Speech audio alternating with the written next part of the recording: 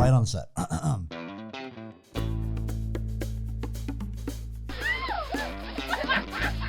Ladies and gentlemen, welcome to the Let's Poddy podcast with your host, Benji Weatherly. It's the podcast where you learn absolutely nothing.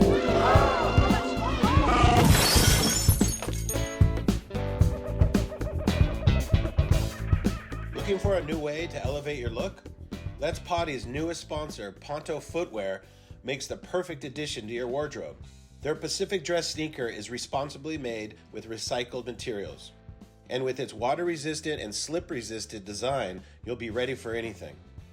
Use our code PODDY15 for 15% off on your order at pontofootwear.com.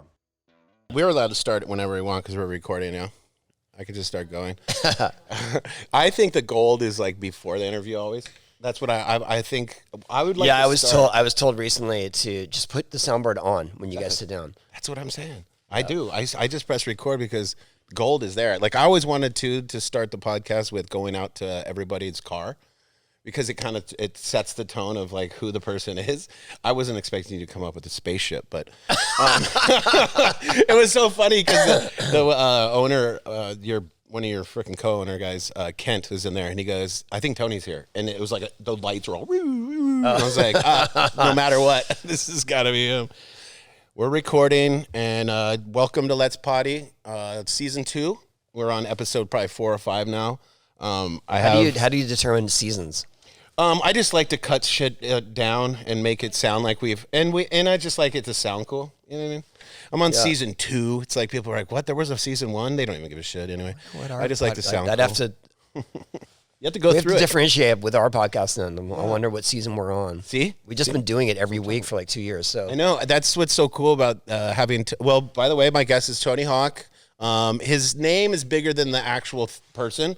Like I trip out on Tony Hawk because like when you say Kelly Slater, you always think like you see his face and you remember him on Baywatch and you see the bald. Oh, is that the go-to for everyone? Everyone's like Kelly. For Kelly, it's the Poor Baywatch Kelly. days or the bald Silver Surfer vibe, right? You just you put a picture of the face to the name instantly. But with Tony, for years people would go, is Tony Hawk a person? You know, like it's almost seems like it's a stage name because no one has a fucking name like Tony Hawk. I mean, it's like, oh, I'm a pro skateboarder and I'm a hawk, woo, or whatever. It's just, it's surreal because he's bigger than life name and he's such a down to earth normal person, and that's what always trips me out. You're expecting Tony Hawk to come out and he looks like The Rock or something. You know what I mean? Like he comes out, and you're like, work on that. Holy shit, he does look like a bird. You know, but no, it's just it's the biggest name we have. Like we have the Kelly Slaters, but the Tony Hawk is definitely the biggest name in skateboarding,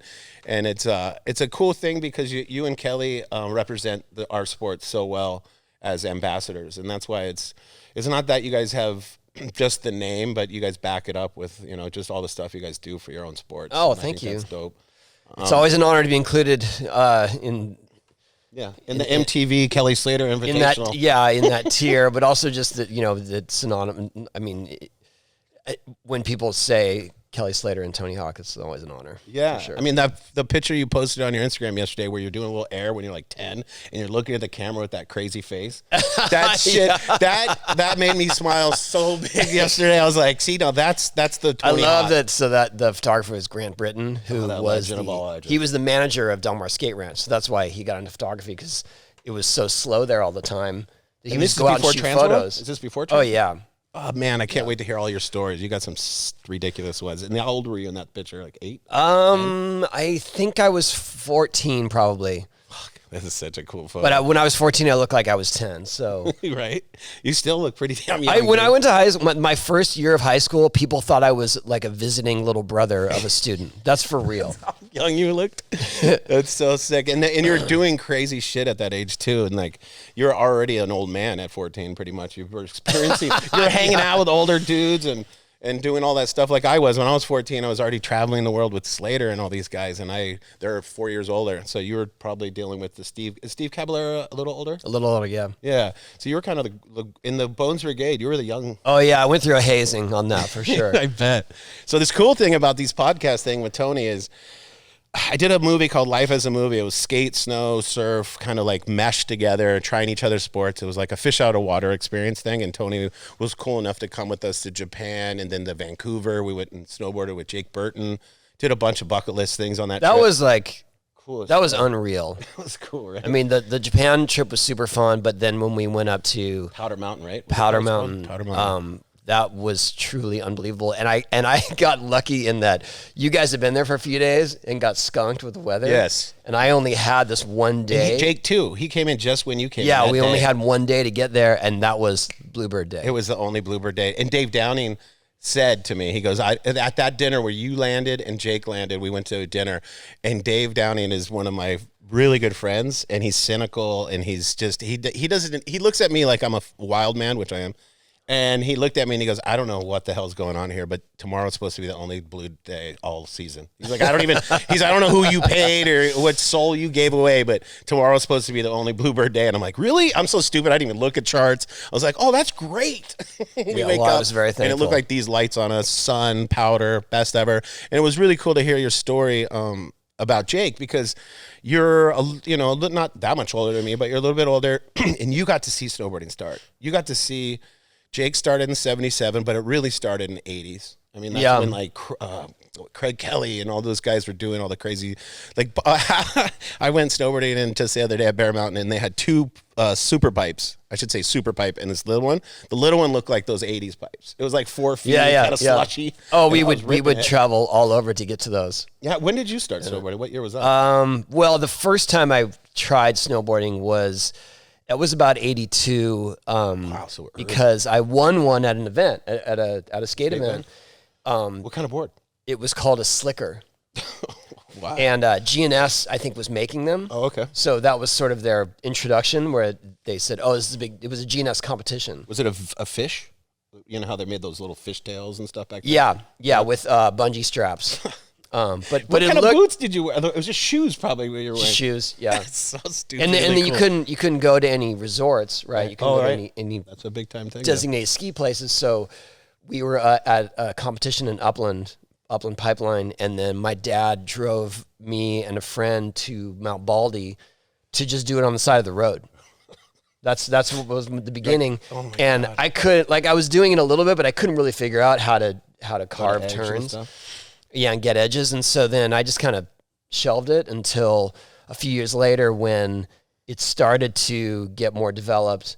I got a Kemper board, and Mountain High would allow you to ride. So that was my first time, was night skiing Mountain High. Oh my God. First time ever, but that's when we figured it out. I mean, and it was funny because at the time Kemper was sending gear to pro skaters, trying to foster pro snowboarders. Because they thought they would get on the ground level, where like, well, all these guys will figure it out quickly. So let's just, and then they sent me gear, and I was like, dude, I'm not trying to start a second career, but I appreciate the stuff. Yeah. I have a photo of me and Danny Way going up in 92. I think we were both like 15, 16.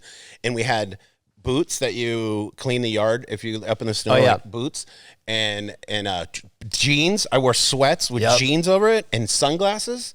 And we didn't have gloves. And the picture of us, we're all excited to go snowboarding. But I wish more than anything I had that photo to put up on the screen right now. Me and him had no idea what we're doing. And he was really good at skating at the time, obviously, and crazy. At that moment, he was like Evel Knievel. And he was trying stuff that he shouldn't have been trying. And he was just going off jumps and eating shit because he didn't know how it worked. But he was still Danny Way. Yeah, he was like, same. I'm going for this. I mean, we're doing jumps. And as soon as I take off, I'm like, oh, this is not the same. This is not the right positioning. So I just land on my knees. But I'll tell you, that first time we went, Kemper had sent me hard boots, so Koflak pink hard boots. Are they still rubber straps at that point? Yeah, but plastic. So they were just, when you would be on the lift with one binding in, it was like someone was just yanking on your leg, trying to pull it down. Your knees about to snap, ruin your whole skate career. You'd have to like hold your hands on, and then my friend didn't have boots, didn't have Sorels or anything, so this is true. He duct taped his Ugg boots to try to make them waterproof. That's so ridiculous. And we went, and we were thankful for it. Hey, I bet you it was the most comfortable snowboard boot of all time would have been that Ugg, though, with that duct tape. Oh, man, it was his foot was frozen by the end of the day. He looked like Paris Hilton getting coffee in the morning, but he went snowboarding.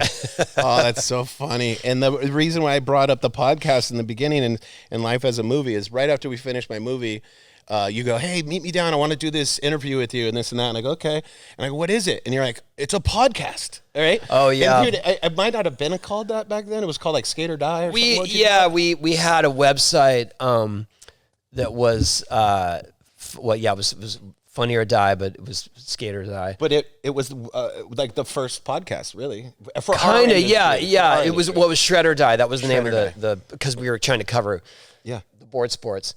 And I had a little show on there, and that if you were to look at it in hindsight, I guess it was a podcast. It was a podcast, yeah. But we were editing it and with clips, and I really wanted to cover that because I felt like so many things happened on those trips, and there were just these little highlights, and your project was much more robust. Right. So I thought we could just get these. Yeah, exactly. Well, my idea of that movie, it was Fuel TV was a big thing at that moment, and I had a TV show with them called The Drive-Thru, and I wanted to do that concept, which was taking Tony surfing, and not taking athletes that are good at everything, but one. How dare you? No, one of them would be Kelly Slater, for instance.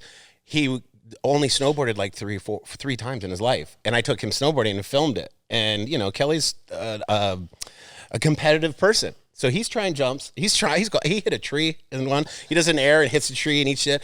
And it was so fun for people to see the best surfer of all time try a sport that the snowboarder guys are so great at, to see Kelly try it and not look so good, because it showed how hard those sports were.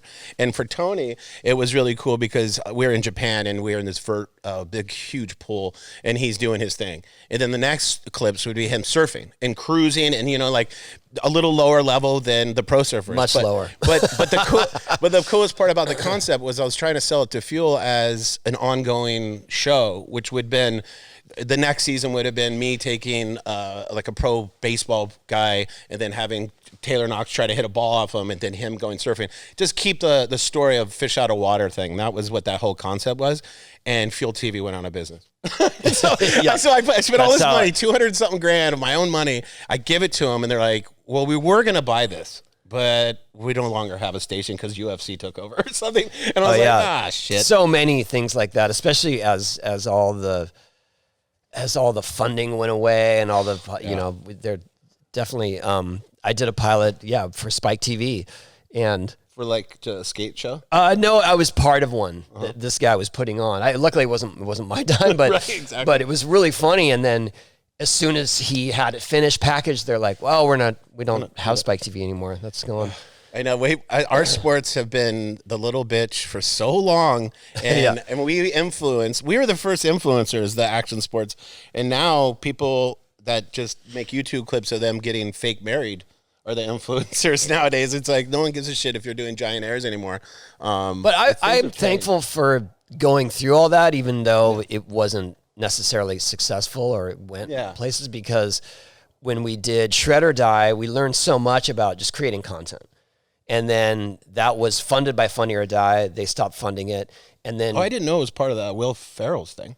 Yeah, they were trying to do all. They were like cook or die. They were all this fashion or die, and there were all these little things. Ours went a little further than most of them.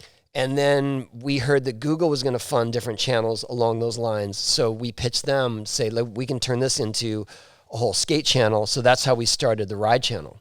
Right, because that was like when YouTube just started blowing up. Yeah, so Ride Channel, gained a bunch of followers. We got funded for a few years, and we still have that channel for outlets for things. But through all that, I learned, how to create content, how to interview people, and I'm thankful for all those harder years. But it was the Wild West. There was no. No, when you did that interview with me, I was like, where's this going? Like, what are we doing?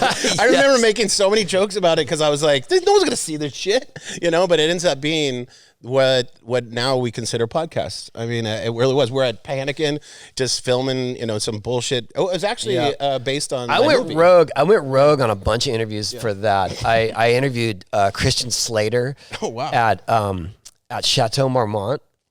And if you tried to do that now, right, you would be banned for life. Right, totally. Especially because all the agents and publicists and saying, what are we going to talk about? And it just... Oh, yeah, but also you can't film there. You know what I mean? Right, yeah, totally. Like, we were renegade, but it was super fun. And then I had a Sirius XM show for 10 years. Was that with Ellis for some reason? At first it was with Ellis, and then they broke off Ellis to host the channel in general. So he was like the main voice of that channel. Anymore, though, yeah. I quit just because I was so sort of held back there, and I was getting big numbers. Well, not big numbers, but I was getting big guests. So I was getting people like Seth Rogen and Pharrell. Wow. And those are big guests. They had me on at like Saturday at 4 p.m. I remember we did a radio show. Remember there was a local one here in Carlsbad. And on like Sunday, they would let us do all of our own music. Do you remember that guy? Oh, yeah, yeah. Wasn't O that just passed away a part of that? Yeah, well, and Halloran. And they got me in there one time, and I got to play TSOL. I played all my favorite things, and they told me they called it coup d'etat. Coup d'etat. That's right. And I remember you came in the week before me, and I'm like, "What did he pick?" And they're like, "Cyndi Lauper." Like, I'm just kidding. But honestly, that's not true. No, but it is cool to go and do that and be a DJ for a minute, and then pick all your old favorites. I could only imagine what your music. It was super cool. Well, it's funny because I helped Halloran name it. Yeah, because he's like, we want to do something, and he said coup d'etat. I was like, oh, you mean like Circle Jerks? He's like, yeah, I can't find that song. I was like, can't find that song. Like, it's Repo Man soundtrack. I'll bring it. And that's where your first one went down? How many times did you end up doing that? On that show? I think twice. It was fun. And it's funny because me and Tony have been doing this for so long. We've done a lot of the same things, and it's funny to think about. But our I guess you'd call it mediocre rise to wherever the hell we are. Is there a rise? Have we risen yet? You started here, you dipped, and you came back up. No, I think the one thing that people, the mainstream, the funny thing is we have this momentum documentary, and now I have people that come up to me that have never surfed that are fans. That's never been my thing because I've never been that big of a star. You had this video game that people... It was called Skater, Tony Hawk's Pro Skater, right? Yes. And what year did that come out? 99. 99. And that thing was the biggest thing. I love that you did something that Kelly couldn't do, which really made me happy. He had this most popular video game probably of all time. I don't know anything about video games. I didn't even play your video game because I have ADD and I can't sit still and play anything like that. But everybody fucking loved your game. And I think that really set the tone for people that didn't know skating. That knew you. Like, when fans would come up and be like, oh, Tony Hawk from the video game, you know? And you're like, yeah, but I was a pro skater too. They're like, I don't give a shit, dude. You had a video game. It was a weird weird time to when I would go places, people would hear my name and they didn't associate with a person. Right. That's what and I literally had you could go walk through and they wouldn't even, they're like, I had a mom tell me that her son thought that I was named after the video game. That's what I'm saying. I meet these kids and they're like, Tony Hawk, he's a hawk. Like, I mean, these little kids, they don't know anything about skateboarding. They just know that they play his game and they hear those fucking songs. There's like a couple of songs in your video game that would, while you play it, would go over and over and over. And you'd hear that song because my friends would play it on TV all day long. And they would repeat Offspring, I think it was Superman, Goldfinger. That's the one that everyone remembers. Boom, boom, over and over and over. So like when a kid met him, he would probably hear that song and think that he could fly. I mean, there is a generation of skaters now that grew up playing the game that got an unrealistic perspective on what was possible on a skateboard. Oh my God, do you think and became that. If you go look at skate There's videos now, a couple moves that they actually implemented in real life. Is that what you're saying? Yeah, absolutely. I mean, combos, like the kind of stuff that, a lot of it was more fantastical that we made possible in the game because it was like, we're doing a video game, make it crazy. Like you can do all these tricks and grind and flip out and spin around and all this stuff. And then people thought that was possible. Well, they thought it would. The hardcore skate crew was like that game's lame because it doesn't represent reality. I was like, but that's the idea that we're proposing here. And then there was a generation that grew up doing that in the game, thinking that was possible, and now they have made it possible. And if you really watch high end street video parts, you'll see that there's tricks that we never Never thought would be possible. Well, you thought they were possible in like a fantasy world. You're like, yeah, I'm gonna do a 720 grind out, start slide, frickin' mullen, whatever. Like, that's pretty neat to hear, and that's what's so cool about our sports. How when we were growing up, I mean, just in surfing, I can only relate to because I never have been a good skateboarder. Just some of the airs they do now. When we were kids, it's just like the fantasy video game. You're like, you would have never thought to try that. I remember. I remember in the '80s seeing like literal surf magazine covers of dudes doing airs and bailing, and we as skaters were like, "Are you serious?" Must have been so embarrassing. Like, what are you presenting here? Like Potter was the first aerialist, and if you go back and see some of those, they're just upside down, 1 foot off. It's a gotcha ad where he's like flying. Oh yeah, the back of the wave. Yeah. We thought that was really funny, but then it became real. Yeah, and not only real, but it keeps getting harder. That's what's so cool about our sports. I mean, you could tell me more about the skate side, but I mean, it's getting more nuts every year. And nowadays, you got to surf a 30-foot wave and try a 30-foot air. Yeah, it gets weird. Well, from a skate perspective, it gets weird when it gets that big and then you're strapped in because that's more like snowboarding. Yeah, to us. Yes. But I love seeing. I mean, I know that there's controversy over what the trick names are, but when I see someone do like a stale 540, that's amazing to me. Unbelievable. And the crazy thing is when I was a teenager growing up, I would surf gigantic waves and I was invincible, never thought I would die, no way. Then I had a few best friends drown and it started to get a little scarier. But for you, because your age, when that mega ramp came in, it's like me now going toe surfing in chopes. You're like, I'll do it and I know I'll be fine, but fuck, this is scary. Yeah. But now I see videos luckily the whole mega ramp movement came about when I was still in my 30s. Right. So I had a good run. I had a good window of it, but I definitely felt my limitations on those. And also, there's a thing with that ramp is if you make a minor miscalculation, it's amplified so much that it becomes very dangerous. So, and I saw a few friends, same thing. I saw a few friends like bounce off the coping off of a 15-foot air. And I was like, I'm never putting myself in that position. Like, I don't care how confident I am or how much I feel like I could do it. Yeah. It's not worth it. And also like, I'm not going to move the needle on this thing. So right. I mean, when you're on top of that mega ramp, they're tingle, sweaty palms. You're like, you can't think like that. You can't think like that. I mean, sometimes it's inevitable, but if you go down it and think, what am I doing? It's going to go bad. You know what's funny about it is it's not scary to me, the first air.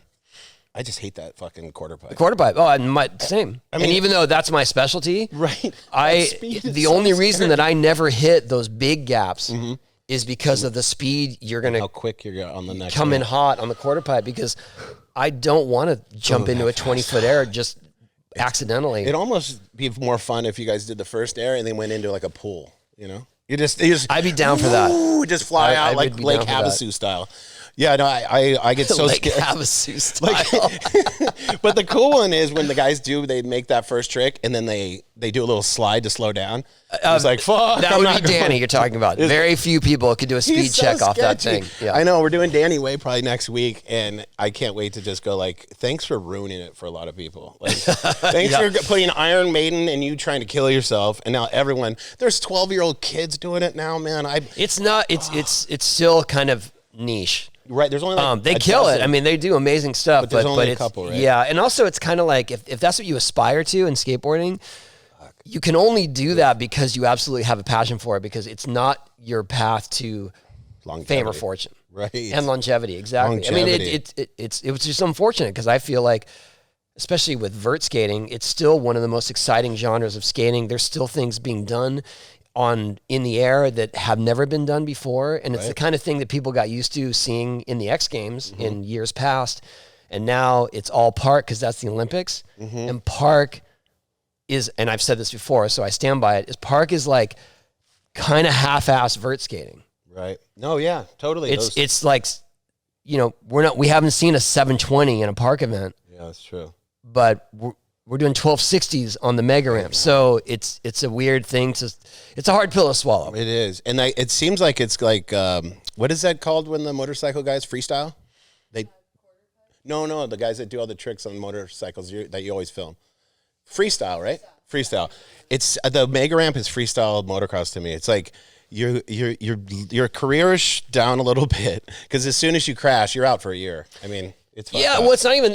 It's also just the popularity of it. Right. It like I said, it's sort of this niche discipline, and like you can pick up a board it doesn't move the needle. I mean, there are literally guys that don't have sponsors that do that are the best at that, and they hope that maybe there's an event coming up that they'll win some prize money. Yeah, that's a good point. To pay the bills. That is incredibly crazy. But you're right. It's like the kid that buys the skateboards and puts money into the industry.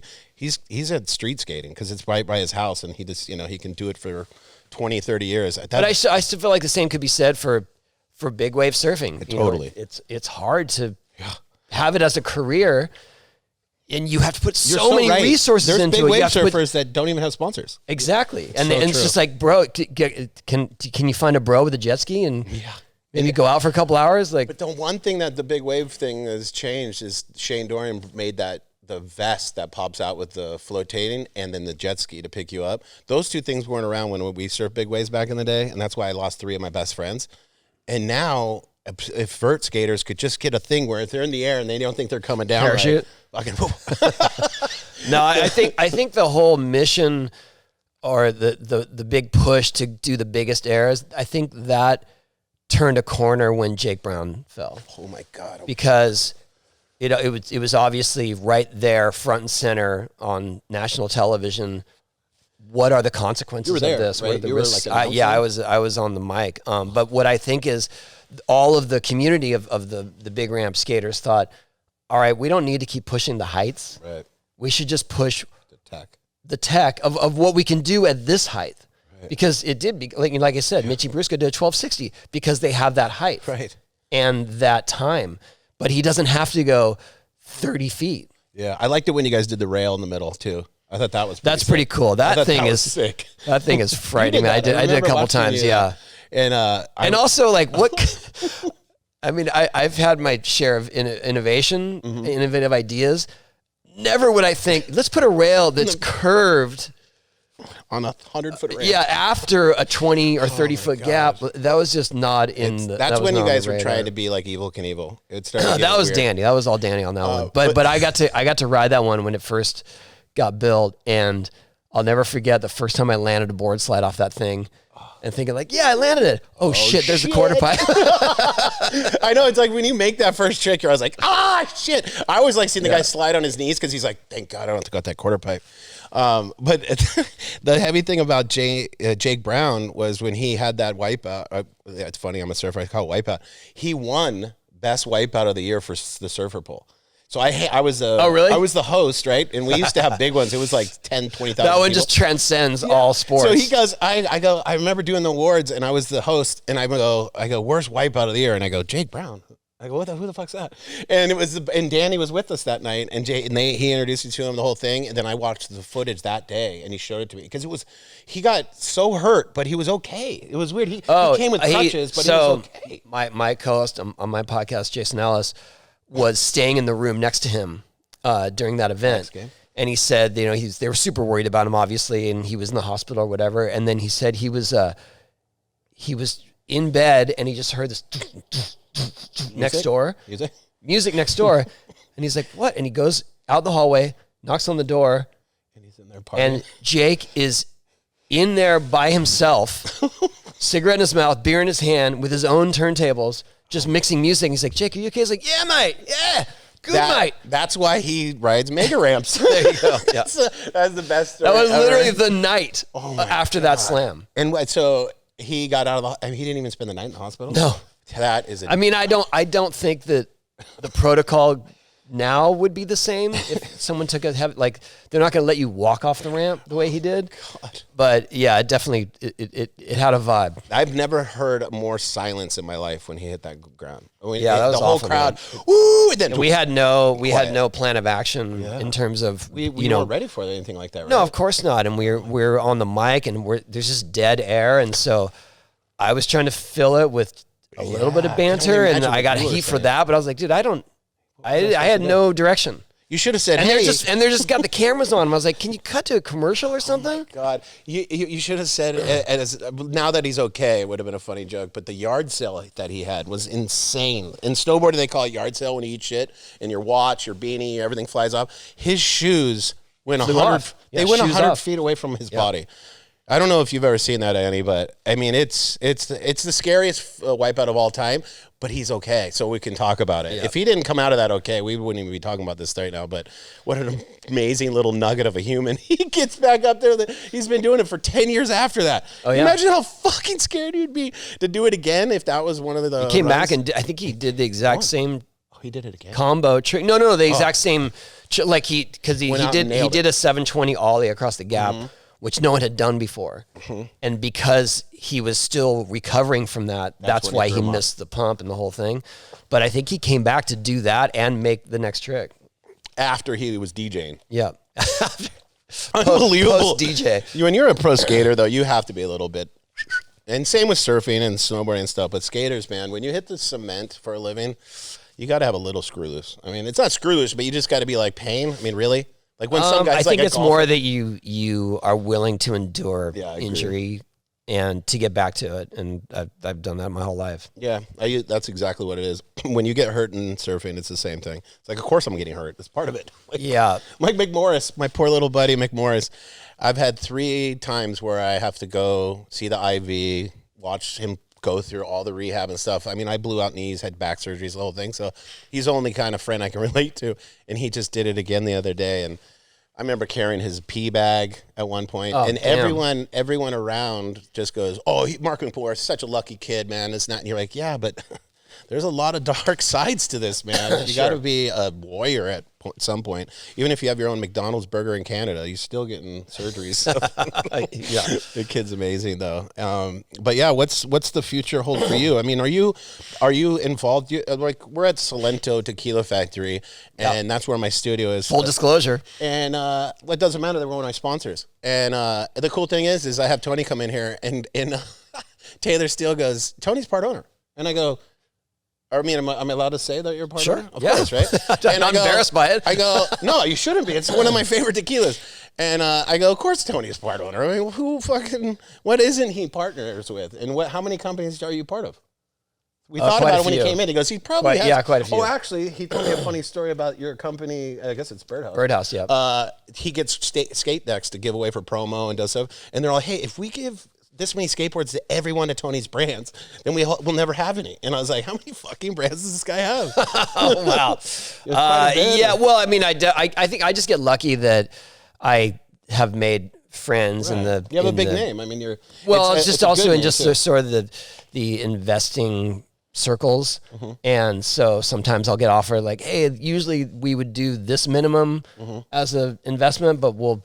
to get you on board, bring you in for lower, and I'm like, yeah, please sign me up. Cool. Did you taste it before you get? Yeah, I went with Taylor. I literally. All right, I'll tell you how I got involved with Salento. A friend of mine told me about it, and he said, hey, these guys and a bunch of surfers and Taylor are doing this tequila, it's natural tequila, and he was hyped on it just on the idea of it, and so I reached out by myself. Oh, wow. And I was like, I heard you guys are doing this. I'd be stoked to check it out. And so I met Taylor at Panikin one morning.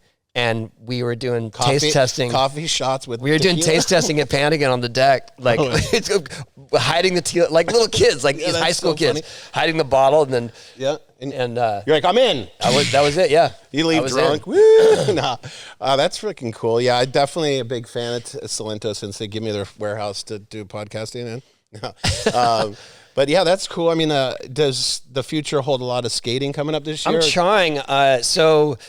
I broke my leg a year ago. Oh, wow. Broke my femur. What? And time out. Wow. What happened? I was skating my ramp. I was doing a McTwist with not quite enough speed, but not so little speed that it wasn't something I wasn't able to do before. So you tried to land it and you shouldn't have. Yes. I tried to land it, shouldn't have.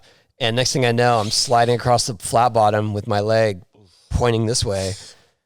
And I mean, I just felt it. I felt it detach from, it felt like it detached from my body. Oh, fuck. And I was just like, oh, I broke my leg. And everyone's like, what? And I looked back and I grabbed it and put it back in place, thinking that somehow that's going to be okay. And And then I was so hell-bent on a fast recovery, which is my mistake, that I ignored all these warning signs along the way. So I got back on my skateboard when I still had sort of this numbness to my foot that was caused by all the nerves still not reconnecting.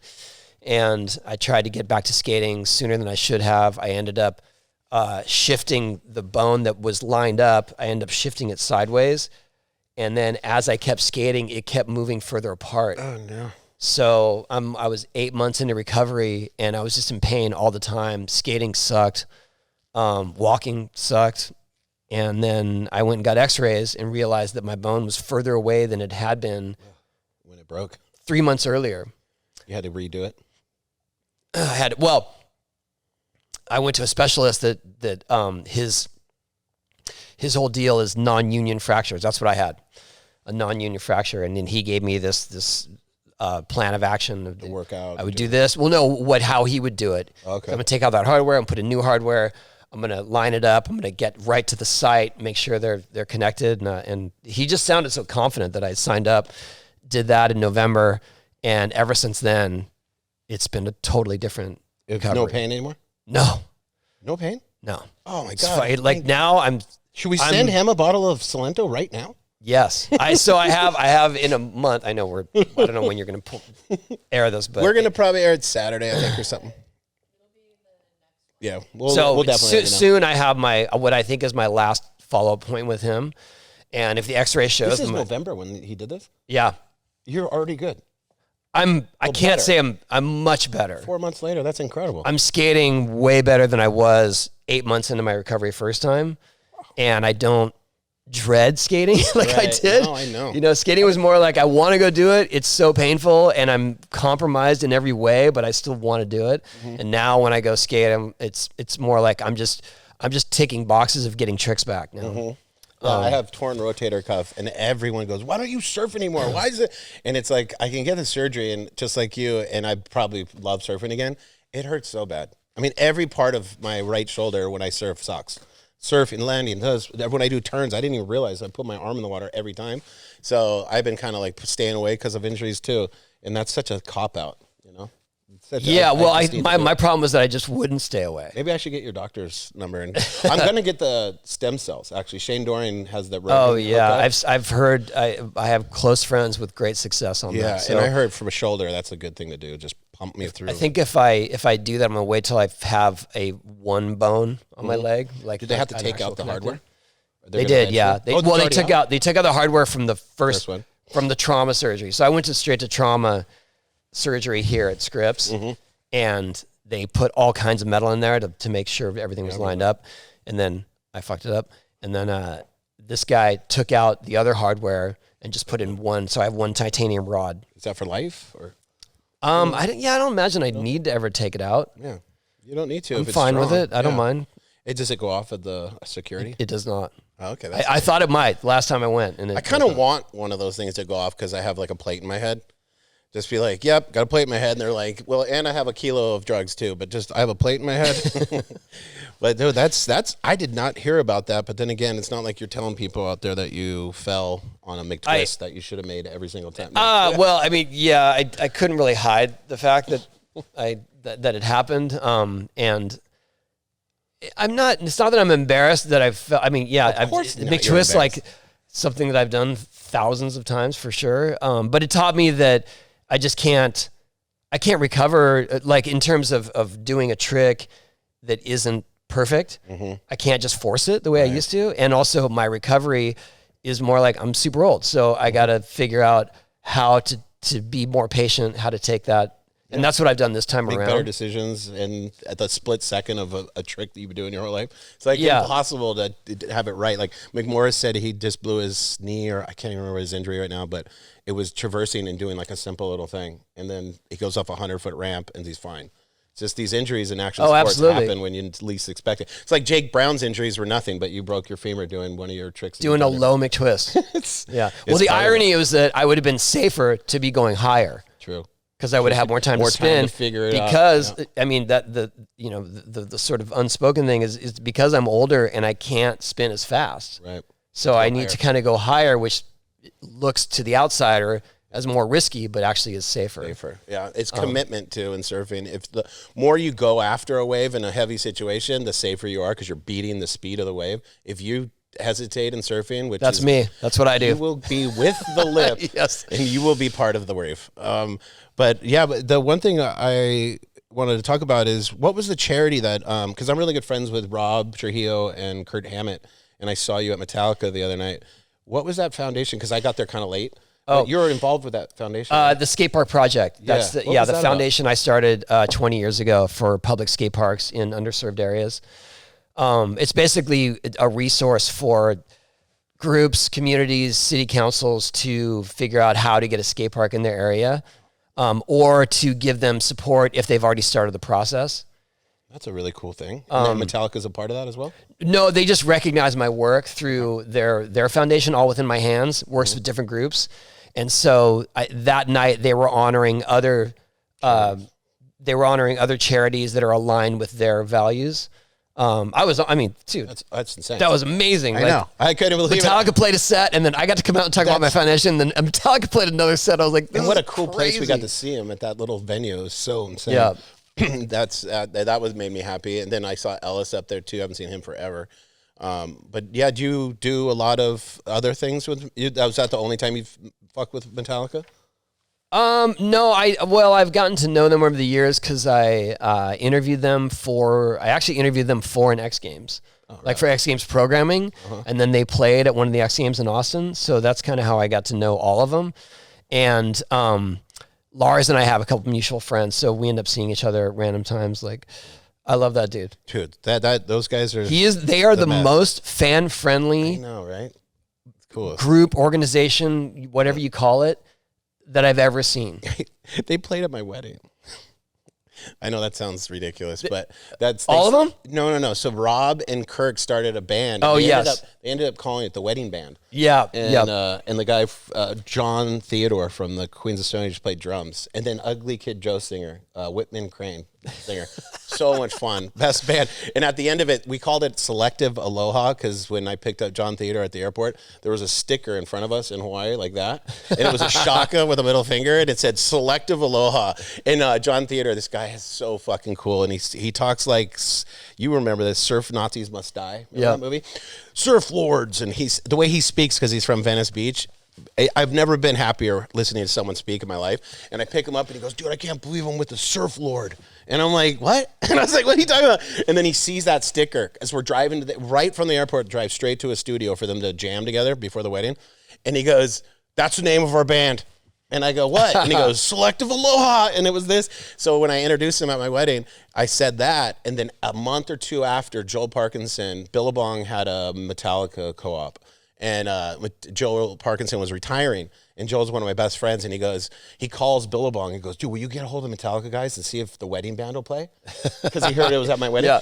And they call Kirk, and Kirk calls me back and goes, Benji, I got the name. He goes, we're the wedding band. And then they made posters, they've been touring, they're killing it, and just the most, like you said, fan-friendly people on earth, so grounded and cool. And it was cool to see them because James and Lars run the show. Yeah.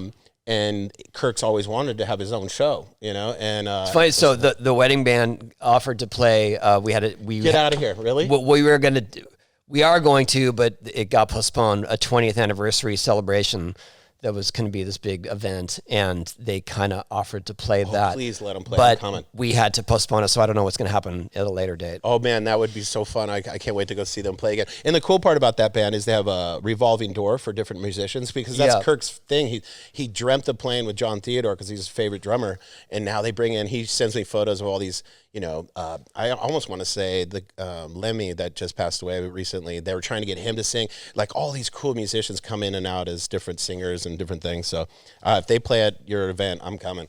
They're so cool, and it's so fun to watch them. But that's always been a thing for our sports is music. So we've been lucky enough to get to hang out with the best musicians in the world. And this podcast, if you go back and see season 1, is is like 90% musicians. It's like Mike D, Chris Shiflett, Perry Farrell. It's all these musicians, and then I'll get hit up on Instagram and stuff from music outlets and media people from music, and I'm like, and they just assume that I'm a musician or something like that. And I'm like, no, I'm just a pro surfer. And they're like, how do you know these fucking musicians? And I'm like, oh no, this guy played at this and this guy.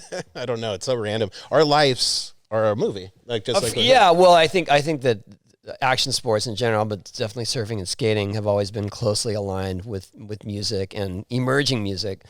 Totally. But Yeah, skating exactly. for sure straight like was directly connected with punk music in the early days, in the early 80s.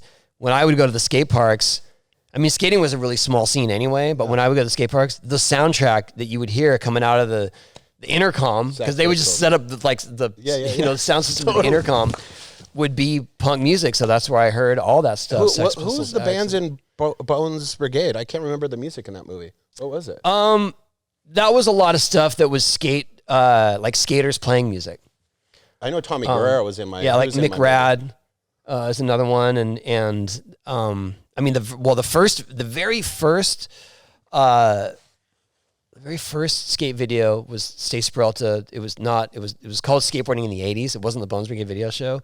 I think he used Ultravox. Agent Orange. I remember Agent Orange being in a lot of skate videos when I was a little kid. Yeah, I mean all that stuff. It was considered skate rock. Like Right. Thrasher coined it as For such. sure. No, 100%. And I love it when your friend had the little quarter pipe, a little mini ramp in your backyard, and you would skate all night with lights like this, and you would have your little boot box, and just your parents would be like, are you guys ever going to turn the music off? Or why is that board keep hitting my window? Like, what the hell is happening? Those skate sessions, I was never the biggest skater, but I had a vert ramp in my backyard when I was 9, and I was really into skateboarding. I'm lucky I went the other direction. I'd probably be dead, because I was never that good at skateboarding. And I have the honor of saying that I actually skated a mini ramp with Kelly Slater. He's really not good. So how did that go? It was we were doing one of those Flow Rider events. Okay. Oh, back in the day when Swatch was doing it? I remember you were a big Literally part of the that. Swatch event. Yeah. I think it was in Munich. Yep. And Conan Hayes was with you. I remember Conan. Yeah, was so sponsored by there was a skate park nearby, an indoor skate park. Uh-huh. And Todd Richards and I went over there, and Kelly followed us. And I'll never forget, he grabbed my board and started doing Did he drop in? on the mini ramp. Yeah. He did some grinds on the mini ramp, but I was like, because he was kind of doing low key, and I was over in that part of the park. I was like, dude, You see the Quicksilver guys are like, shut this down. exactly. Shut it down. And Shut this down. in the years prior or the years later after that, he wasn't doing that at all. Yeah. No, and I think exactly for that they were like, dude, don't, because that was when he was on That his guy. way to becoming the greatest. multi-year champion, whatever. But anyway, I was pretty stoked to see that. That must have been fun. I've seen Kelly snowboard and skateboard, and yeah, he's not a Shaun White. He's definitely a Kelly Slater. But that is cool that you've seen it all happen. And how do you feel about the legacy that Shaun White? Because I'm a big part of Burton, part of the family and everything. And Shaun is such an anomaly. He's one of one as far as like obviously there's talent in both sports, but he's not. No one really claims him. Like in snowboarding, they don't even give him the respect he deserves for one. And it's not like he really tries. So maybe it's on him because he. I think with that amount of success, you become isolated by default. Right. Where Yeah, people 'cause see you, Target and all that stuff. people see you on this other thing. How do and they then feel about him in wanna take- skateboarding? I've never asked a skateboarder like, what do you think of Shaun White? He ripped. I mean, he he's was unbelievable, amazing. right? Yeah. He did some NBDs on vert. The funny thing about Shaun, and I think that one of the most entertaining parts about it when he was skating was that he was not embedded in the skate world, nor did he care to do that. That's what I mean. And so he would do these tricks. He had no idea what the names were. Armadillo or some shit. And he would do like I think the perfect example is he came to our first Huck Jam. He skated in the first Huck Jam in Vegas, and we were all working on these routines. So it's really complicated. There's 4 or 5 skaters, and we're all trying to synchronize stuff. And I was trying to give him some pointers on how to sort of even out if you're too far ahead of someone or too far behind, like how you make up for that. And I said, well, if you're too far ahead, just do a body jar, and that'll slow you down a little bit. He's like, what's a body jar? Like he already knew how to do the trick, but he didn't know the name. He didn't know the name of it. But then he started developing his own tricks, and he was doing like heel flip, body varial, frontside 540s, just because it felt good. Yeah. And it was fascinating to watch because everyone else who had spent their entire lives skating were like, dude, what is this guy? Had such a different look when he was on that. But it was always just like, who is it? Like, what is this kid? Where does he come from? What is this? It's cool that he's from here too, from your hometown. So yeah. So I was early on. I was put him on Birdhouse. So I was just like, dude, this guy rips. Is that who he wrote for in skating? I never thought about his. Originally, yeah. And then he left to do his own thing. But when you have that I speak from experience. When you have that run of success, and the expectation on you becomes just too much. Yeah. And then when you tell people you want to pull back, they don't want to hear it. They can't believe it. Right. Like how could you throw this away? Because they're living through him, so they're like, like you have everything at your fingertips. It's so easy for you, and you're like, but it's not. I'm not having fun. It's like Aaron Rodgers right now saying, I don't know if I want to play football. $60 million, and he's like, I don't care. Like it's a hard sport. But so I understood when Shaun kind of went that direction, but then he came back to it. And is he still doing vert? I mean, dominate? No, not skating. I just mean he came back when he was playing music or whatever, and then he came back to snowboarding. And he's and a one of a kind. I mean, one of a kind. I was always wondering how you guys were on the vert ramp seat up there, going, what are you doing up here? I embraced it. I thought he was. You've always been. He had amazing talent, and I was just like, let's harness this. Yeah, that's pretty unbelievable that he did that in the top of two of the hardest sports ever. It's pretty insane. What are you competing anymore? I hope not. I mean, I've just been trying to get back to skating at a level that I feel is worthy of being a professional or called a professional. I'm pretty much there now. Rad. And I was competing in sort of just special events in the past. Like I would go to the Bondi event. They would have every year or so. They have a bowl there on the beach. And so I would do that. I would do the Legends division. Mm-hmm. So it's more stuff like that, but I'm actually going to be at X Games in Chiba in May, competing in best trick. Do you like doing commentating? Yeah, I do. It's fun, right? It's fun. Yeah, I like it because I can lend a voice of expertise of someone that actually has experience and stuff. 100%. And so I can give you some perspective, like, the reason he didn't go try that one or whatever you thought he was going to do is because he's trying to keep his speed up for this other thing or whatever it is, it's something specific like that. And I think people appreciate it. But who's your favorite skater? in this case, I am going to this X Games in Japan, and they asked if I wanted to skate, and I said, well, if there's a best trick, and they said, well, we might do best trick. Are you going to skate? And I said, sure. And then here we are. Started for that. Who's your favorite skater nowadays? Like, oh man. Because right now, for me in surfing, it would probably be like Felipe Toledo, like just amazing style, the tricks. Who's that? Is that the Walker kid one of your favorites? Johnny Walker? Is that his name? Johnny Walker? The vert kid? That's super smooth. Am I wrong? Vert kid. Oh, Jimmy Wilkins. Yeah. He's smooth as hell. Amazing. Huh? Amazing. Yeah. I mean, he's the, as far as I'm concerned, he's the best vert skater. Okay, that's what I thought. In our generation, and still doing stuff like he keeps kind of coming up with new things that. He does what you do. But it's weird because it's not that there are things where you go, oh, what if that was possible someday? Yeah. And then some new generation or new skater does that trick. Mm-hmm. He's doing stuff that we didn't really even think about. Where it's like, I don't understand how you get your body in that position to grind that way, and that's your trick then, I guess. And the best style. The one thing he does that you do, I talk as a layman because I don't know that much about skating, but I know a lot about it. That just the front side ollie on the vert ramp where you don't grab. I told people that was like your thing, and he fucking does that shit so good. I told people Jimmy Wilkins has unlocked some ancient secret to frontside ollies that 4 generations prior to him couldn't figure out. What is because that? He's on a height that is reserved for tricks that you have to grab your board to keep your feet on. Like Lincoln. Like that guy, he goes as high as Lincoln, but he doesn't grab. On a frontside ollie. Exactly, What is going on with that shit, dude? But what you would do a backside one, right? Was your my specialty was backside ollies, yeah. Yeah. And then he just... So he does backside ollies higher than I ever could to disaster. Which is so nasty. To the non-skater disaster. That means he's coming up and he's not grabbing. Still? Not grabbing, going like 7 or 8 feet. Disaster is that when he's and then landing on his board, which one is risky because you could break your board, which 2 is super risky because you can hang up. And that means you're going straight to the flat head first. Fuck. And he's got this technique that he can just bounce it in, not break his board, not hang up. Heavy. And it's wild to see. He does tricks that no one else even attempts, probably, right? I mean, no one can even try that trick or do. No one does it like that. Fuck, it's so cool. Yeah, he's definitely my favorite skateboarder to watch nowadays. I always like the home. I think I'm gonna blow this PLG, PSG. What was his? Pierre-Luc. Yeah, he doesn't really skate anymore, but he was a good human being, and I always tripped out that he was so good because I would always hang out with him, and then all of a sudden be like, "Oh, but you're winning all these contests. I didn't know you were this good." Yeah, he's got a couple NBDs on his belt that no one has ever done since. Is there any young kids that I haven't even heard of that are coming up that are gonna? Just so Reese Nelson she's on our team, but it's a girl, Reese. She's 10 years old.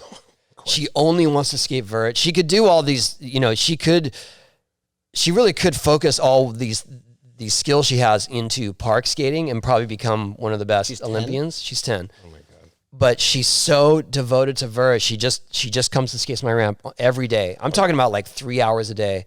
And do you get worried about her trick? Because you're a dad and you're seeing a 10-year-old little girl. I mean, are you watching her go 10 feet out? Is she that good?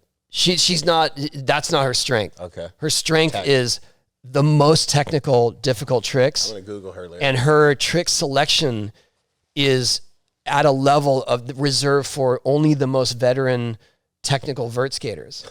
So she kind of skips all these steps of evolution of how you would get to these tricks. She's just like, I'm going to that one. Oh my God. And she figures it out. And so to me, it's just fascinating. And I mean, I can see how much she's developed just in the last year, and she's going to be one of the absolute best vert skaters of all time. Obviously, she rides her birdhouse, I hope.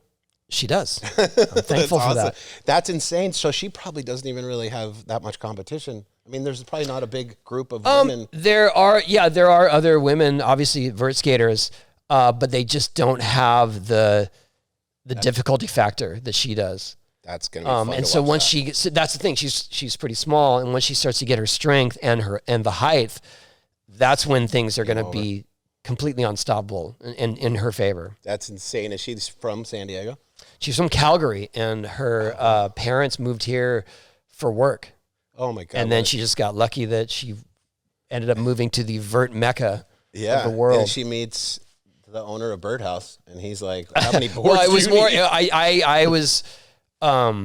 I was referred to her by a friend that was watching her skate somewhere else, and he said, "You got to come check out this girl. She's got some tricks." Unbelievable. How fun is that going to be to Google that later? She'll probably be the next podcast we get for sure. So my producer is 24. I found out earlier. I thought you were 23. She's too old now to do this. She told me, she goes, "Hey, we need to get young people on this podcast because I'm so old, I don't even think about it." I'm like, "Oh, shit." And then I'm like, "Well, we're going to get Tony in today. He's young." And then we got John Ashworth at 62. I think we're good. So I think the next one has to be a 10-year-old so we can balance it out. But just so you get, when you even it out, we'll average. You get the average. 30. Yeah, I understand. But that's so cool to hear about all these young kids coming out. There was, give me the girl's name that I'm supposed to interview for surfing. She just won the women's WSL 3 days ago. Caitlin. She's supposed to be the next big thing. So her and Reese are going to grow up. How old is she? 16? 17-year-old, traveling the world, winning the Portuguese contest. It's insane. It's so fun to see the next generation, but we have big gaps in the one-off legends. You know, like it goes from you, Burnquist. No, actually, Costin has been in our circle of friends because now he's a surfer. I don't know if you know that. Yeah, I saw. Didn't you do a catch surf model? I love him so much. Yeah. Kalani Robb is one of his best friends now. Yeah, he's great. And Kalani's one of my best friends, and he's always just like, "Yeah, I'm with Costin right now." And for me, I grew up down here with all the pro skaters. That's all my friends were pro skaters for some reason, and he was the GOAT of street skating for our generation. It was Costin and his shoe and everything. And now they see him surfing all the time and having fun. Arto lives across the street from my mom in Hawaii. Oh, yeah. Fucking guy surfs every day. He doesn't even skate anymore. Everyone's like, it's so funny to see skaters go to surfing because as well as I do, in our generation, skaters kind of hated surfers. I mean, let's be honest. It was kind of like, surfers, whatever the hell that is. Like, it was kind of hard to get skaters. I wrote for Analog, and we tried to get Kirk Kurt Kachark. And, you know, he's one of the Heath Kachark. And he was like, I hate surfers. I'd never do this. This is stupid. I'm wearing Cabo. And I'm like, it's so nice out. Come surf with me. He's like, have you ever heard of shut and get the fuck out of here? And then, but then a couple guys would That's very on brand for Heath. Yeah, I know. He rode for you guys, right? Oh, yeah. He's, oh my God. What a phenomenal talent. The End skate movie, still one of my favorite movies of all time. I made a movie with the guy that made that, Jay Mossberg, right after that, called Pickled for Billabong. And he always referenced that Heath Kachark part. Heath is one of the few skaters that he truly had a long-term plan, in that he knew that he was, you know, getting older or didn't want to try to do all this stuff or fade out. And he literally made a last video. And he was like, this is it. I'm done. The End one? No. Another after one? that. Oh, wow. I got to check that out. What's that one called? Yeah. I forgot, and I'm terrible that I forgot that. But it's just an insane part. Even better than the End one? Insane, and you could tell that he put all his effort and resources into it. That's a cool way to go to end on a bang. That's sick. And, you know, I'm sure he still skates, but he's not doing it on camera. Right. He's not trying to make a career, putting out models and stuff, or trying to live off the prior fame. He's just like, that's it. He is one of those guys that just is like, I'm out. Yeah, this is my opus, and I'm done. Yeah, he was gangster as hell, for sure.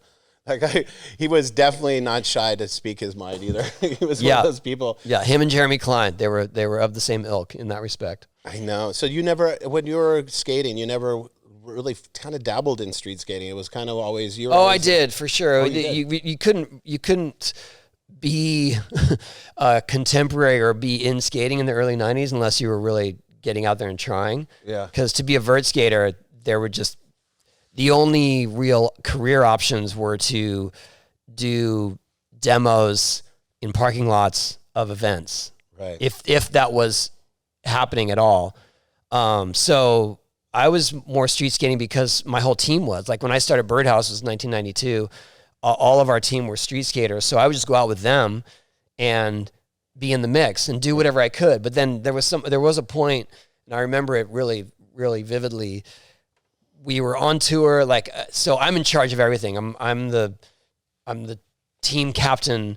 I'm the advertising director. I'm the team manager. I'm the tour producer, and I remember the driver. Right, yeah. So we're all on the road skating in skate shop parking lots or dirty indoor skate parks, and it's all street. And I rolled my ankle super bad skating this box in Ocean City, Maryland, in a super rough parking lot for like 50 people watching us. And then we went out street skating a couple nights later, and I'm there mostly to film them street skating. But I couldn't really, I still had to get around. My ankle was so fat that I was just like, and so mostly I was trying to go backwards. And then I tried to do this little switch ollie down like 3 stairs.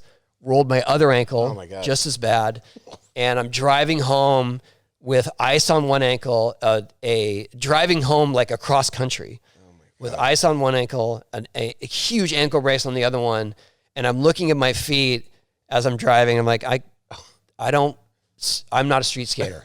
This is not my thing.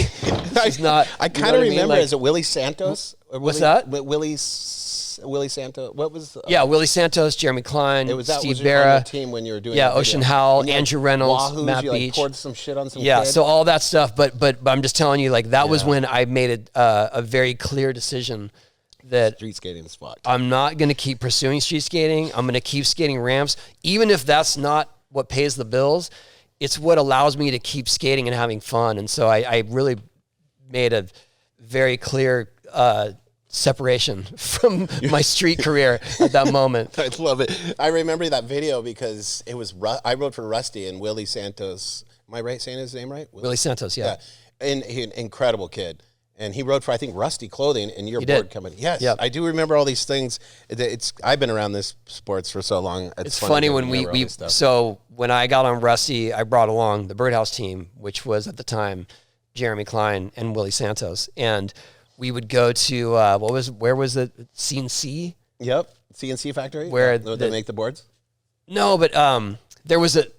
Oh, the company that owned all of it? Yeah, the company that owned all of it. So we would go to that warehouse in Irvine or whatever, and PT would tell us. PT was in charge of Rusty. Yes, dude, he was my team and he would member. tell us, we'd go there and he'd go, you guys can get 10 items each. And for us, 100 items. Oh, was that a lot for you guys back then? for us, we had no clothing sponsor. Oh my God, this is we had no money either. And we were like, 10 items. Like, what about this snowboard jacket? He's like, yep. Get it. Like, you got all the dude, expensive that's shit. one item. Like, that's so sick. I know servers were spoiled with apparel for sure at those days, but you guys were kind of in limbo. I remember because I mean, obviously, if you're writing for our company at that point, that shit's getting weird. Like Rusty clothing. That was at one Rusty point, surfboard company. and also at one point, well, so surfing was still on the rise. So this is 93, 94 ish. At one point, I'll never forget. PT handed me, I think, like $1,000, and he's like, "This is for you guys' tour," and I was just like, what? "Dude, like we don't have to." God, those are the days, though. Basically, it was like we don't have to all share a room. Oh my God! Every time. Now it's we go to $1,000 a night for a hotel room. Oh It's so yeah, fucking for sure. expensive. But it was like every other night we got 2 rooms thanks to Rusty. Well, but that's so cool. Those days, you gotta. I mean, obviously, since then, your life is so different. I mean, it's a joke how. I mean, you're. Well, I don't have you to just share pulled hotel up- rooms anymore. You Let's put just it that pulled way. up in a. I'm gonna just say it, probably a $200,000 car. So, Not quite. so Rusty giving you $1,000 now, you're like, that might pay for the electric bill for that car for a month. Like, but that's cool days, and I was a part of it. I rode for Rusty at the same time, so I remember you guys had. Maybe they put us together on the videos, but I remember watching that video. Yeah, there's one video. Yeah, where you guys are on I've the video. actually just found it online recently. There's one video where we're all in it. That's so fucking cool. That's when times were, I'm not going to say it, but kind of tough for skating. It was like, that was when skating was kind of just following wherever they could get their place on the map. And then probably, when did X Games? Well, I'll tell you what, as a vert skater, it was extra hard because that wasn't the thing. And the way that I was able to supplement my income was by being a special guest at rollerblade demos. Fuck off. For real. That's amazing times. Now you have a spaceship out in the parking lot. That's so cool, though. You can't have the highlights without the lowlights. And it wasn't a low light. But yeah, that's the thing. Time. That's the thing. I was still able to skate and provide for a family. And yeah, so what? Like a rollerblade was huge, and I was the like guest skateboard star at the event. We would do demos in Six Flags parking lots for like 2 weeks at a time, 3 demos a day. Oh my God, $100 a day. That's insane. And I was thankful. You know what I mean? Because I was like, I'm coming perspective. home with enough money to pay the mortgage. Oh man, Even And though that's- it was. That's It was a coolest little thing rough. about it. You put the time in, man. I mean, back in the day, I don't even know what were they paying you when you were 16, 18 up from Bones Brigade? Were they paying you guys well, or was it like? We got paid from board royalties, so that blew up definitely in my later teenage years. That was significant. Yeah, and like this. But my first board royalty for 1 month of sales was $4.85. sounds like my actual. I have pads on surfboards that I get royalty. They'll send me checks that are like $2.80. I'm Yeah. like, fuck yeah! You don't even cash them. Who came up with the logo? Not logo, excuse me, but the like. Oh well, we've had a few different artists, okay. but it's a lot of that's based on my very first Yeah. Powell Peralta graphic, which was Court Johnson was their artist back then, who did all those. I know Court really well too. You know Court. Okay, I love so Court. but then Sean Cliver was a later hire at Powell, and then he went on to do most of World Industry stuff. But he would do stuff like this for us. And my first skateboard ever was the Tommy Guerrero.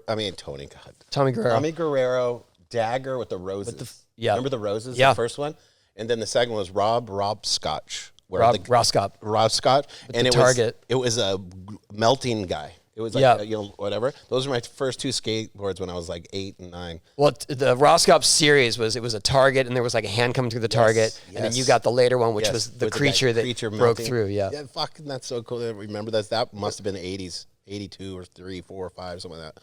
Because I was a little kid. But yeah, it's been fun to watch. I think having your own skate deck was always, I was a little jealous of that, to be honest. I always thought it was so fucking rad. Like wouldn't you guys, is it every year you'd get a new deck, or is it every few months? Well, no, on Powell, I had the same graphic for almost 10 years. Right. So that broke the mold. But nowadays, we try to switch up our graphics every few months.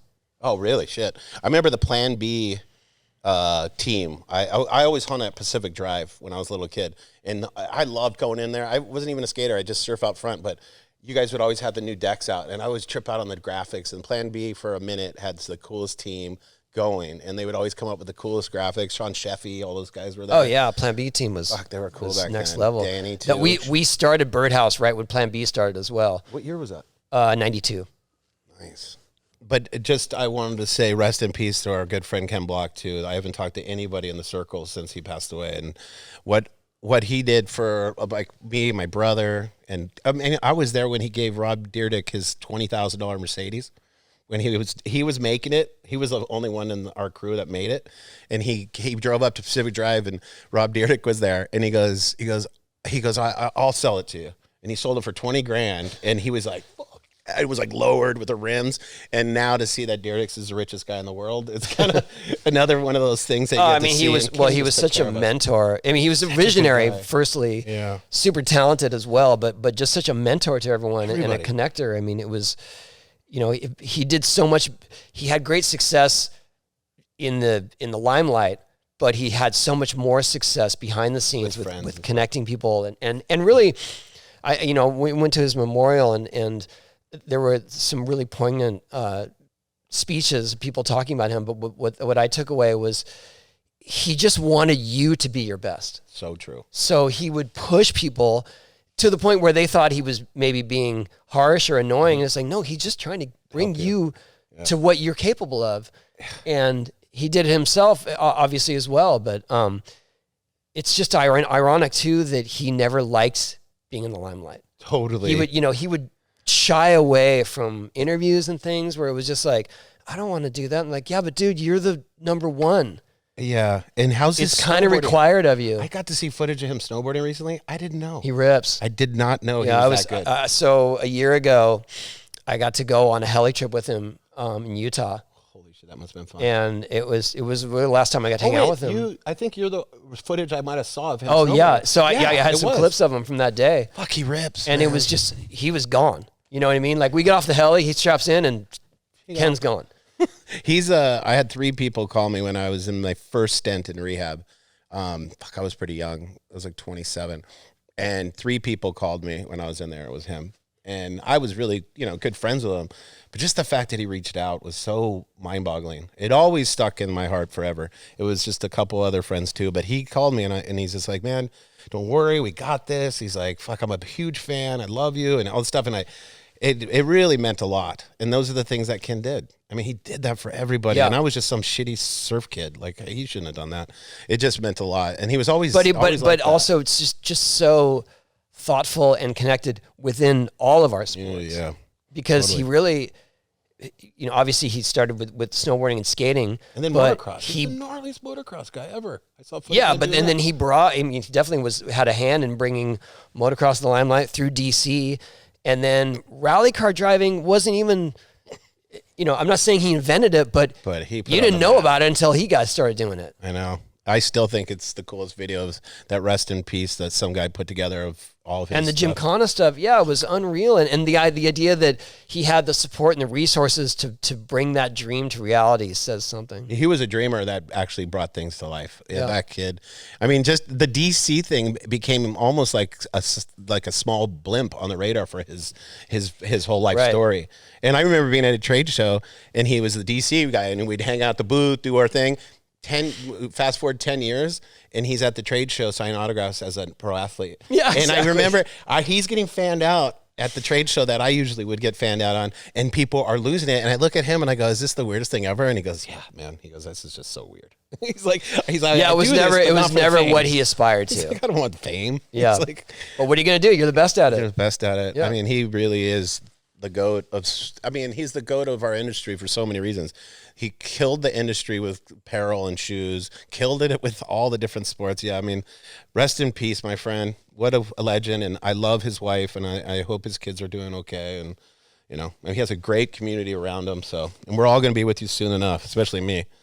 I'm coming in hot, dude. Don't come in hot. No, I'm just kidding. When I start my family, they're going to have me for a really long time. They're going to get sick of me, for sure. That's the attitude. I want to talk about Riley. My son Riley. Yes, he's got to be 25. He's 30. He's 30. Okay, I'm out of here. He's 30 now. Jesus Christ, we're getting old. Is he just killing it, skating and stuff? He is. I mean, he's really found his own niche. Is he street his own or path? All street, yeah. But he has those skills of riding transition from early days, so he can, he did a 540 on a vert ramp when he was 11 years old. Did you see? This is how Tony's making up for his street skating skills. He's like, Riley, you're fucking, you're a street skater. He's like, no, Dad, I think I'm in a vert. No. No, he found it on his own, and it's because a lot of his homies were all skating back then, and they were all just street, and so that was their crew. They were the Shep Dogs, that was their crew, North County kids, and all of those Shep Dogs are still kind of like big forces in the industry. And what does that it pushed you to keep going and skate too? Probably having your kid. Yeah, it was really fun to get to share. It still is to get to share the passion with all of them. I mean, Bisha, my wife and I, we have 6 kids, 5 boys, all out of the house, all adults. They all skate.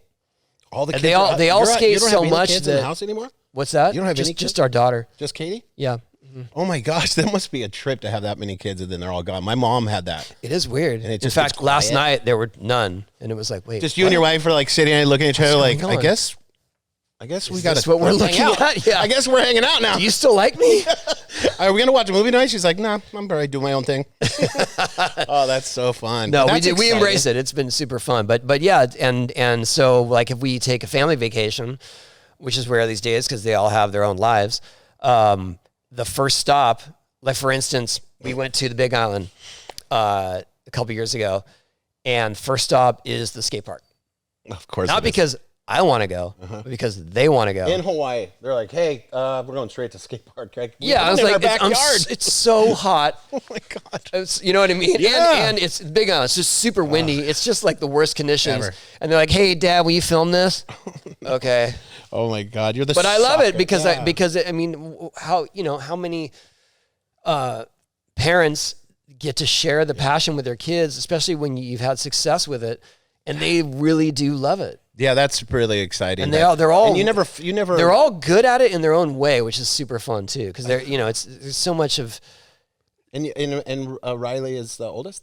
Riley's the oldest, yeah. And then I've never met the other kid. What are the other boys' names? Spencer, Keegan, Miles, and Calvin are the boys, and then Katie's. Were they fighting daughter. their whole childhood? Did you have to break them apart all the time? Or are they good kids?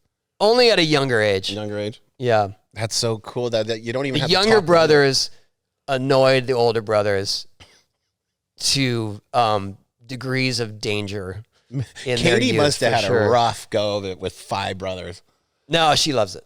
She must have been She- like, she hey loves guys, I'm over here. They're like doing ollies over her. No, She's on the- she really did. She enjoyed the chaos. Well, she's got backup now if any boys mess with her. She's like, oh, what brother do I Yeah. want to have kick your butt?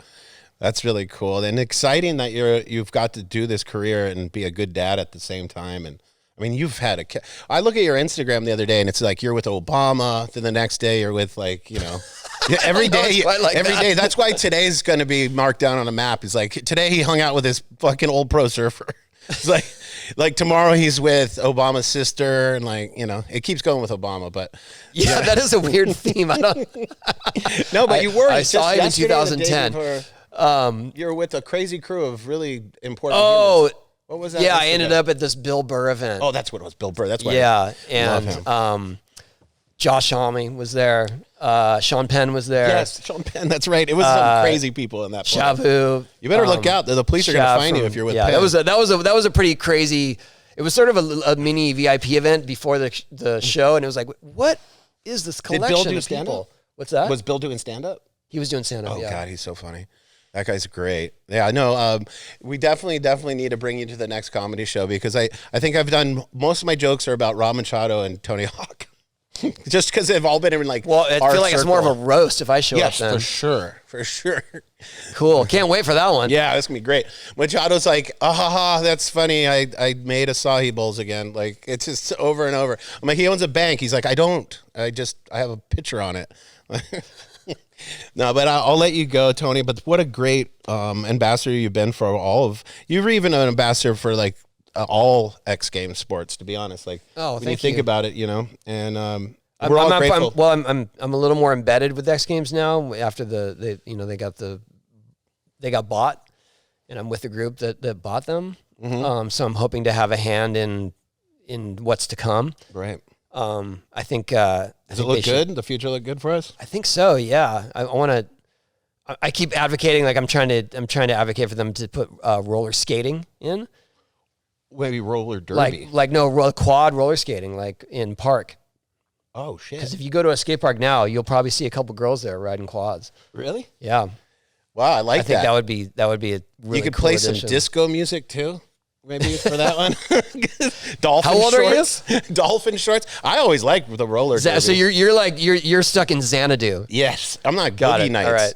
I'm Boogie Nights. Oh, I see. Roller girl. Yeah. No, this is more like actual park skating, doing inverts and grinds and stuff. He's going back to his rollerblades days. You see this? He wants to get back there.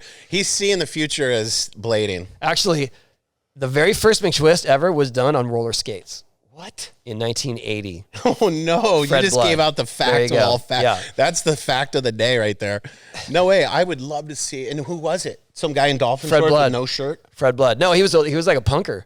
Oh, really? Yeah. And he went up there and you guys saw At him Oasis. do it? Yeah, I was at the event. What's the guy made McGill? McGill? Is he McGill. the one that made the McTwist? Yep. Okay. 1984. So he saw that guy do it and go, Well, yeah, a few years later, he figured it out. fuck, Yeah. that's so rad. I love hearing that fact. That's insane. Shout out to all roller skaters out there in Mission Beach. I didn't think that's where we'd be going, but In Mission Beach, all the Mission Beach, roller this guy, he's Dude, that's such a good story, though. That's great. Because you'd never think.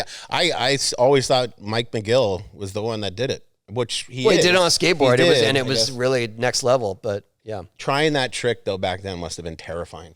Getting inverted like that and then just like, oh, we're going to make it. And now kids are like, hold my beer.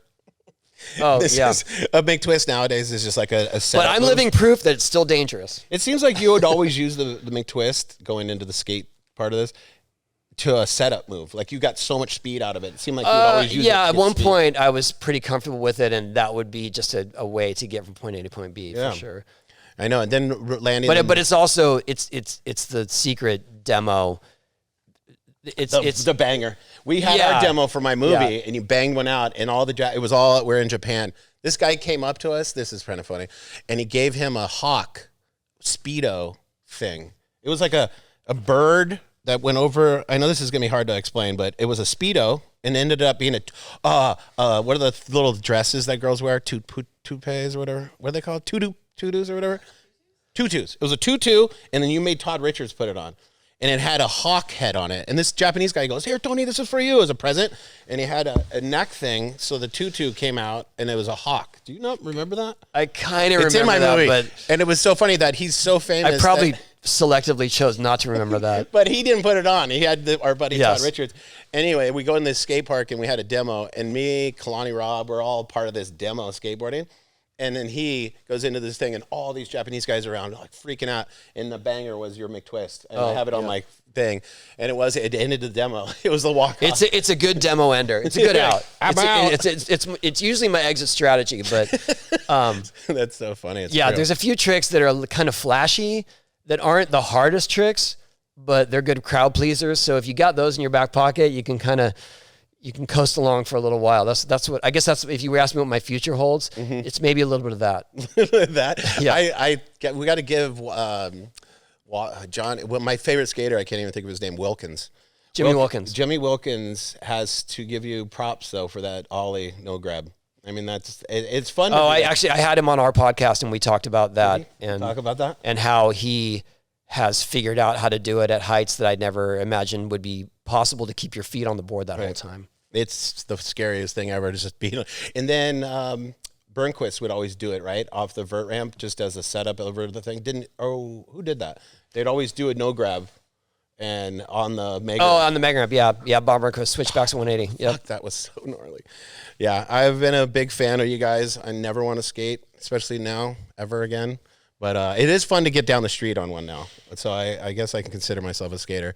But yeah, thanks for coming on the Poddy, Tony. Man. I really appreciate it. And buy all his products. They start with Birdhouse. Just don't do Salento and Birdhouse at the same time, or you will be in the hospital. How about Salento is après skate? Exactly. There you go. I appreciate you, Tony.